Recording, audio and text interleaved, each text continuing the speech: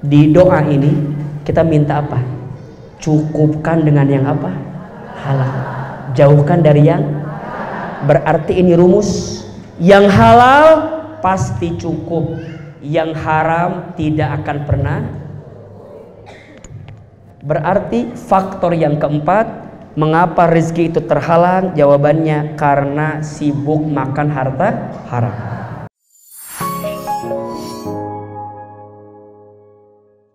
Lima, apa yang menghambat datangnya rezeki atau yang menjadi penghalang rezeki? Yang kelima adalah zolim kepada pasangan.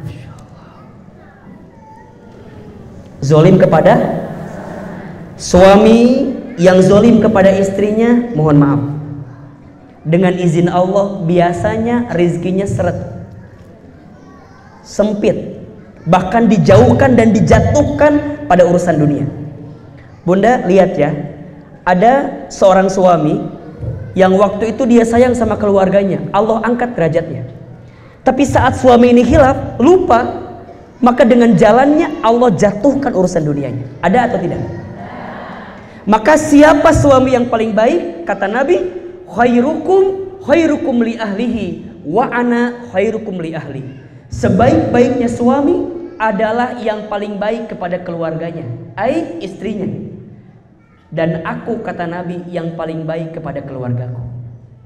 Maka kalau mau lihat laki-laki itu baik atau tidak, lihat bagaimana cara dia memperlakukan keluarganya, memperlakukan pasangannya. Karena di situ dia akan mendapatkan kebaikan dalam hidupnya. Sama, kalau kamu mau lihat perempuan itu baik atau tidak, lihat bagaimana perempuan itu memperlakukan suaminya. Maka rumah tangga itu saling, bukan saing. Rumah tangga itu saling, bukan saing. Bunda, kadang kita diuji dengan pasangan kita, betul? Rumahku surgaku itu bukan semata-mata kita akan dapat surga kalau kita punya pasangan yang dalam tanda kutip baik gitu ya. Boleh jadi kalau kita sabar, walaupun punya suami yang gak baik, tetap ada kebaikan untuk kita. Kan kita diuji dengan pasangan kita masing-masing. Ada rumah tangga yang suaminya soleh, istrinya tidak soleh, ada nggak? Ada. Keluarga siapa? Keluarga siapa? Nabi Nuh. Nabi Nuhnya soleh, siapa istrinya? Ibu Nuh. Nabi Nuhnya soleh, ibu Nuhnya tidak soleh. Nabi Lut soleh, siapa istrinya? Ibu Lut tidak soleh. Ada yang begitu diuji sama Allah, ada atau tidak? Ada yang sebaliknya, istrinya soleh, suaminya nggak soleh, ada nggak? Keluarga siapa? Siapa suaminya? Firaun. Siapa istrinya? Ibu Aun. Istrinya Asia.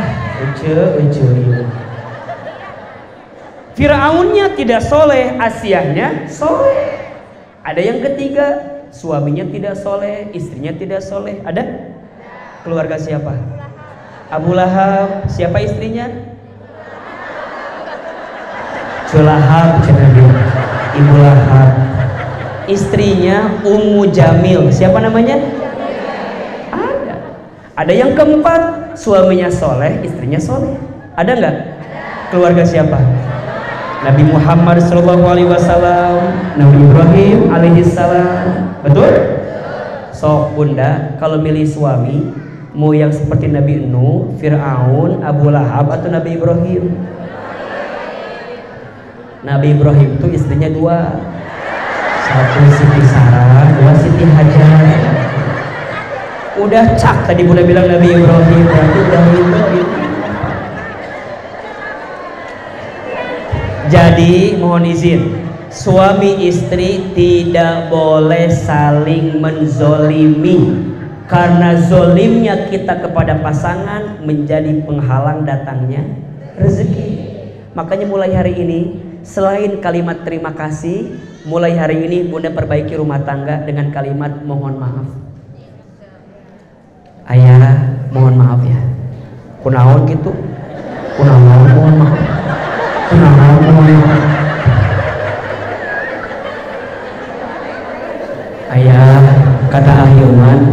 minta maaf ke ayah. Kunaon masalahnya? Oh, masalah. Bunda mah udah baik, Bunda mah. Bunda bilang, "Ya ayah, Bunda tesok ngomongin ayah di belakang." Bunda tesok kadang-kadang ngeluh ke ayah teh gitu. Makanya saya tuh di rumah tangga, Bunda suka membiasakan pagi-pagi kita bilang terima kasih kepada semua anggota keluarga.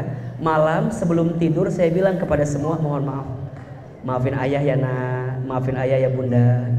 Emang kenapa ayah? Ya maafin aja, barangkali di belakang ada orang yang suka sama ayah.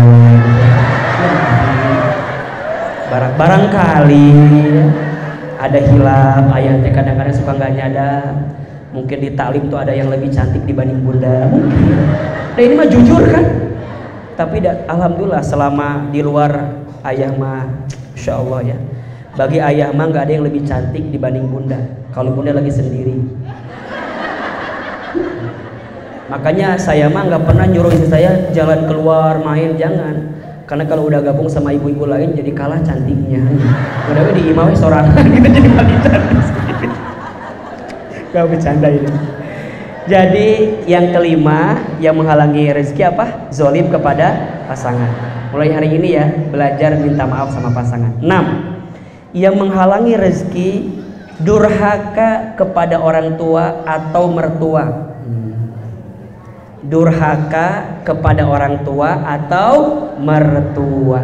Ingat, mertua kita, orang tua kita. Maka catat baik-baik. Bagi siapapun yang masih punya orang tua yang Allah izinkan masih hidup, berbuat baiklah kepada orang tua kita. Kenapa? Karena keberkahan rezeki kita ada saat kita berbuat baik sama siapa? Orang tua. Makanya mohon maaf, AA masih kene ada dengar bahasa begini. Istri suka bilang gini sama suaminya, "Ayah, kalau kamu mau berbuat baik sama ibumu, lapor aku dulu." Nggak boleh. Bagaimanapun, sampai kapanpun, suami kita milik siapa? Orang tuanya. Maka saat suami kita masih punya orang tua, Bunda sebagai istri dukung suami kita untuk berbuat baik sama orang tuanya. Boleh jadi rizki suami kita itu dilancarkan oleh Allah karena apa? Karena kebaikannya kepada orang tuanya. Maka hati-hati, gak boleh ada yang bilang begini di sini, "Ayah, pilih siapa? Aku atau ibumu?" Itu bukan sesuatu yang harus dibanding-bandingkan. Suami, istri masing-masing punya tempat yang spesial, betul? Maka istri, kalau suami kita masih punya orang tua, bilang sama si ayah suami kita, "Ayah, kamu udah transfer belum sama ibu kamu? Sama ayah kamu?" "Belum." "Kenapa?" "Kan habis sama kamu."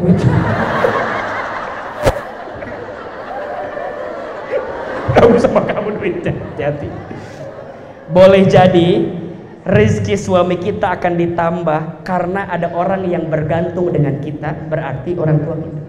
Makanya langsung kalau ada gaji langsung, "Ayah, kirim ya 20% buat ibu, buat ayah." Kalau dia punya adik, punya kakak barangkali yang susah, yang sulit, ya, maka Bunda jangan menghalangi. Misalnya adik suami kita punya adik yang masih kuliah, orang tuanya nggak mampu, ayo. Mana kosot sodakutin min mal, tidak akan pernah berkurang harta yang disedekahkan. Justru ditambah. Bunda, kalau ngekep sendiri, set, lihat ya, jangan mencintai uang seperti engkau menggenggam pasir. Makin engkau genggam pasir, makin engkau nggak dapat uang itu. Tapi kalau makin engkau biasa aja megangnya, set. Kalau ada yang bagian-bagian simpul rezeki yang lain, Bunda beri. Terutama orang tua. Mohon maaf ya, semua dosa siksanya ditangguhkan sampai nanti dia kembali kepada Allah, kecuali durhaka kepada orang tua. Allah akan balas cash langsung di dunia. Saya ulangi, semua dosa akan ditangguhkan hisabnya, siksanya saat dia kembali kepada Allah, kecuali dosanya durhaka kepada orang tua. langsung Allah akan balas ketika dia di dunia. Makanya kalau ketemu banyak orang curhat gitu ya, kenapa usaha saya begini, dagang saya begini, kerjaan saya begini. Saya cuma 2 aja pertanyaannya. 1, bagaimana sholatmu?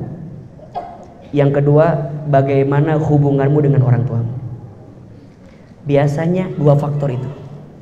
Perbaiki sholat, perbaiki hubungan dengan orang tua, maka Allah perbaiki semua urusan kita. Makanya yang masih punya orang tua, pegang erat-erat, jaga baik-baik. Karena kalau sudah tidak ada, kita kehilangan magnet rezeki dalam kehidupan. Ahilman ditinggal orang tua sejak kecil. Makanya ketika sekarang saya ada di sini, saya punya banyak orang tua angkat saya, orang tua yang menyekolahkan saya, membimbing saya. Salah satunya Ayahanda Syafi'i, Bunda Mirna, beliau orang tua kami. Maka sekuat tenaga bahagiakan orang tua kita, semampu kita bahagiakan orang tua kita. Karena saat kita membahagiakan orang tua, disitulah kita mengundang tambahan rezeki dari Allah Subhanahu wa Ta'ala. Maka mulai hari ini Bunda sayang, Teteh sayang, syukur-syukur ya kalau orang tua kita mau tinggal di rumah kita itu lebih bagus. Tinggal di rumah kita sama kita, insya Allah ada kebaikan untuk kita. Hati-hati penghalang rezeki yang ke-6, durhaka kepada orang tua. Yang ke-7, penghalang rezeki rumah tangga yang ke-7 adalah lupa bersedekah. Lupa bersedekah. Ada rumus hidup, terima kasih. Terima kasih. Seberapa banyak yang ingin kita terima tergantung yang kita kasih. Makin banyak yang kita kasih, makin banyak yang kita terima. Maka Bunda, Teteh sayang, mulai hari ini kalau rezekinya mau ditambah sama Allah, pastikan sedekah kita sama orang lain, khususnya sama saudara. Kita ini kadang-kadang mohon maaf ya, kalau sama yang jauh suka ngasih, tapi sama saudara deket kagak ngasih tuh. Maka pastikan lihat adik kita, kakak kita, bibi kita, uak kita, kasih. Jangan berlebihan juga, jangan kekurangan juga, semampu kita. Tapi kita percaya dari setiap rezeki kita ada hak orang lain. Kalau ini nggak dikeluarkan jadi penyakit. Bunda, kalau ada penyakit yang harus dikeluarkan tapi kita pendem, apa yang terjadi? Menjalar, menjadi penyakit yang lain. Tadinya rezeki akan Allah datangkan karena masih ada penyakit di sini yang harusnya dikeluarkan, yang harusnya dibersihkan. Ada kotoran yang harus dikeluarkan, tapi kita hambat. Jadi yang mau datang tuh terhambat terus. Kenapa? Karena kita nggak mau ngasih ke orang. Makanya kata Nabi, wallahu fi aunil abdi maka nal abdu fi auni akhihi. Allah akan menolong hambanya ketika hambanya menolong saudaranya. Maka kalau Bunda ingin ditolong sama Allah, tolong orang lain, tolong saudara kita, maka rizki semakin mendekat kepada kita. Yang ke-8, jarang baca Al-Quran. Yang menghalangi rezeki rumah tangga, jarang baca Al-Quran. Rumah tangga semakin terang ketika Bunda menghadirkan bacaan Al-Quran di rumah itu. Tapi rumah tangga yang jauh dari Al-Quran, maka dia jauh dari rezeki Allah Subhanahu wa Ta'ala. Maka mulai hari ini pelan-pelan ya baca. Jangan sampai kita hidup dalam sehari kecuali baca Quran. Tolong catat, ada 7 surat pilihan. Ini amanah dari guru kami. Yang 7 surat ini kalau kita baca setiap hari akan mendatangkan banyak kebaikan untuk kita. Ada berapa? 7. 1. Surat Ar-Rahman. 2. Al-Waqi'ah. 3. Al-Muluk. 4. Al-Jin. 5. Al-Insyirah.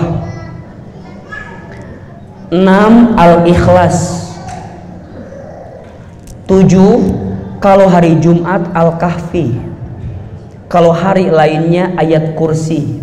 Atau 5 ayat pertama Al-Baqarah, ayat kursi, dan 5 ayat terakhir surat Al-Baqarah. Boleh Bunda pilih. 1. Surat Ar-Rahman. Kita berharap agar kita disayang sama Allah dan disayang sama hambanya Allah. 2. Surat Al-Waqiah, agar kita dimudahkan rizkinya oleh Allah. 3. Surat Al-Muluk, agar kita diangkat kemuliaannya dan Allah jaga dari siksa kubur kita. 4. Al-Jin, agar kita terbebas dari godaan jin dan syaitan. 5. Surat Al-Insyirah, agar kita diberikan kemudahan setelah kesulitan. 6. Surat Al-Ikhlas, agar kita dikasih hati yang ikhlas sama Allah.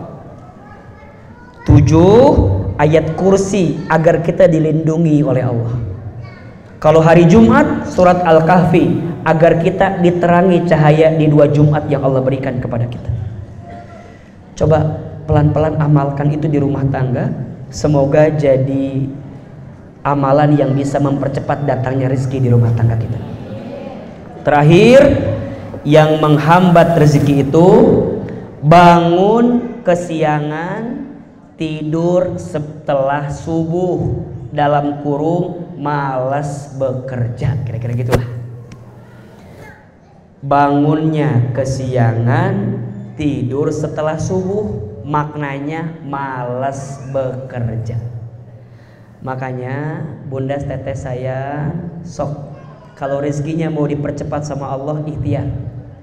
Ikhtiarnya ada 2, 1 ikhtiar langit, 2 ikhtiar bumi. Ikhtiar langitnya perbaiki hubungan kita dengan Allah, ikhtiar buminya usaha bekerja, insya Allah. 9 penghalang rezeki rumah tangga. 1 apa? 1 apa? Kurang bersyukur dan sering mengeluh. 2 kurang bertakwa kepada siapa? Kepada Allah. 3 lalai dalam sholat. 4 makan harta haram. 5 zolim kepada pasangan. 6 durhaka kepada orang tua atau mertua. 7 kurang bersedekah. 8 jarang baca Al-Quran. 9 bangun kesiangan, tidur setelah subuh, dalam kurung malas bekerja.